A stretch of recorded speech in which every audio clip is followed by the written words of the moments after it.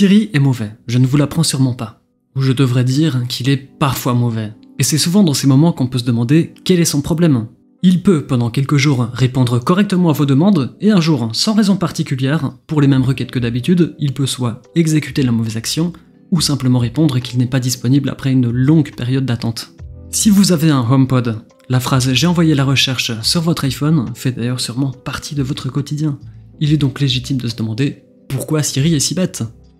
En 2011, lors du lancement de l'iPhone 4S, Apple a présenté une nouvelle fonctionnalité appelée Siri qui promettait de révolutionner la manière dont nous interagissions avec nos smartphones. Pour la première fois, les utilisateurs pouvaient poser des questions de manière naturelle, comme s'ils s'adressaient à un humain, et l'iPhone pouvait leur répondre pour leur faire gagner du temps. Cette innovation a suscité l'enthousiasme de tous les testeurs de l'époque, qui avaient vu en Siri le futur des interactions avec les appareils.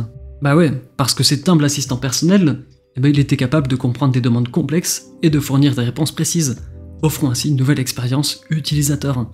Et souvenez-vous, combien il y a eu d'articles ou de vidéos YouTube pour nous montrer les phrases marrantes à dire à Siri. Et pendant ce moment nostalgie, j'en profite aussi pour vous dire que Siri signifie en norvégien « femme magnifique qui vous mène vers la victoire ». Steve Jobs n'était pas fan de ce nom, mais personne n'a jamais trouvé mieux, donc c'est resté comme ça. Pouce bleu et abonne-toi pour cette merveilleuse anecdote.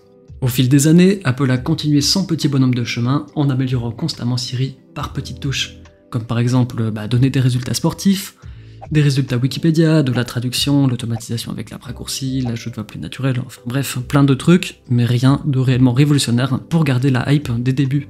Tout le monde a rapidement compris qu'on n'obtiendrait rien de Siri et chaque utilisateur s'est vite découragé d'essayer de nouvelles choses avec lui. Il fait perdre du temps alors qu'il est normalement conçu pour nous en faire gagner. Et pendant que Siri perdait du temps, la concurrence en gagnait. Google Assistant et Amazon Alexa en tête ont su prendre les devants jusqu'à laisser Siri à la traîne, sans qu'Apple fasse réellement grand chose pour se maintenir dans cette course. Alors, qu'est-ce qu'il s'est passé ? Déjà, il faut comprendre plusieurs trucs. La version française de Siri est largement moins évoluée que son homologue anglaise, et différentes versions sont proposées en fonction de vos appareils. Ainsi sur un HomePod, Siri n'est pas le même que sa version sur Mac, qui elle diffère aussi de sa version iOS. On ne demandera pas forcément les mêmes choses à Siri sur un HomePod, comme de la recherche d'images, il est donc optimisé pour vous accompagner au mieux en fonction du device. Sans parler de sa face cachée qu'on n'entend pas, comme celle des suggestions d'app, l'analyse de vos images, la création de souvenirs, Siri est un peu le nom fourre-tout pour les fonctions d'IA chez Apple. Et ensuite, vous n'êtes pas sans savoir qu'Apple aime protéger nos données personnelles. Sa politique n'aiderait donc pas à améliorer de façon significative ce bon vieux Siri. Pour bien comprendre tout en simplifiant au maximum, une IA performante a des algorithmes puissants derrière, et pour les créer ou les entraîner afin de les rendre le plus fiables possible, vous avez besoin d'une énorme quantité de données utilisateurs. Sans ça, vos algorithmes sont moins fiables et entraînent logiquement plus d'erreurs.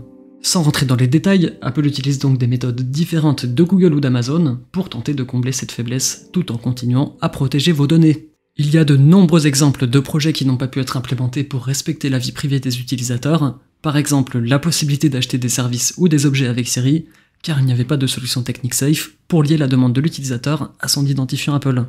Vous le comprenez, même si elle use de stratagèmes, il est quand même plus compliqué de rivaliser avec la concurrence sur ce point. L'équipe chargée du développement de Siri pose quelques soucis également. Depuis la mort de Steve Jobs, survenue au lendemain de la présentation de l'iPhone 4S, cette équipe a perdu sa vision et ne sait plus trop où elle va. Les gens viennent et repartent rapidement à cause de désaccords sur ce que devrait être Siri. Steve Jobs et l'équipe originelle voulaient un Siri qui réalise des tâches complexes, dans l'idéal un équivalent de l'IA présente dans le film R, quand d'autres voulaient en faire un puissant outil de recherche. À la mort de Steve, il y a donc eu une longue période de guerre interne avec deux factions distinctes, et aucune personne pour apaiser ce conflit tout en insufflant une nouvelle vision commune. C'est aussi pour cette raison qu'on a des mises à jour de Siri qu'une fois par an, lors des sorties des nouvelles versions majeures d'iOS. Et d'ailleurs, en parlant du film R, je pense qu'il y a aussi une trop grande attente du public par rapport à ce que Siri ou les IA en général savent réellement faire.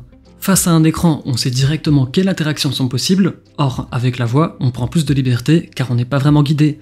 On s'attend donc à un certain résultat pour au final être déçu quand on voit que les réponses ne sont pas à la hauteur de nos attentes. La syntaxe a encore son importance pour bien se faire comprendre, et on ne peut pas encore parler réellement à Siri comme on le ferait avec une vraie personne. Et ce n'est pas notre faute. Phil Schiller nous le vendait de cette manière en 2011, lorsqu'il disait qu'on pouvait parler à Siri comme on le ferait avec un humain. Fort heureusement, Apple est consciente du problème depuis quelque temps en l'avant embrassé pour de bons l'IA. Le recrutement en 2018 de l'ancien responsable de l'apprentissage automatique de Google, ainsi que la mise en place d'un processeur neuronal sur ses systèmes sur puce depuis la 11 et le M1, sont un bon signal envoyé pour l'avenir.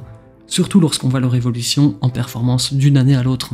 Pour les tâches basiques, Siri s'en sort très bien. Il n'est qu'à voir le comparatif effectué en fin d'année dernière par MKBHD, Siri arrive en deuxième position, juste derrière Google Assistant.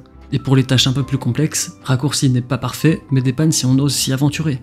Bref, Siri est bon, mais pas ultra bon. Il est juste parfois un peu bête, sans qu'on sache vraiment pourquoi.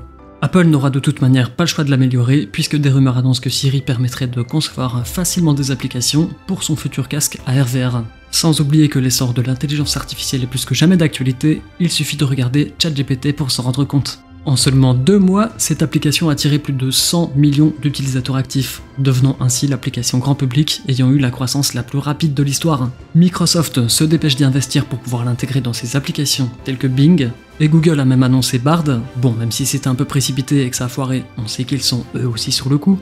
Et que dire d'Apple ? Nul doute qu'elle travaille dans sa discrétion habituelle sur un équivalent que nous pourrions facilement voir s'intégrer dans Siri. Nous sommes à l'aube d'une révolution qui ne fait que commencer, et il est fort probable que nos habitudes en seront bouleversées dans les 10 prochaines années, Siri y compris, alors gardons espoir. Qu'est-ce qu'il en est de votre côté? Est-ce que vous êtes satisfait de Siri au quotidien ou vous avez arrêté de l'utiliser? Merci d'avoir regardé jusqu'au bout, si la vidéo t'a plu, mets un petit pouce bleu et abonne-toi, et n'hésite pas à l'envoyer à ceux qui ne comprennent pas trop pourquoi Siri est aussi incohérent. Va checker mes autres vidéos si tu veux du contenu tout aussi intéressant, et on se dit à la semaine prochaine, ciao.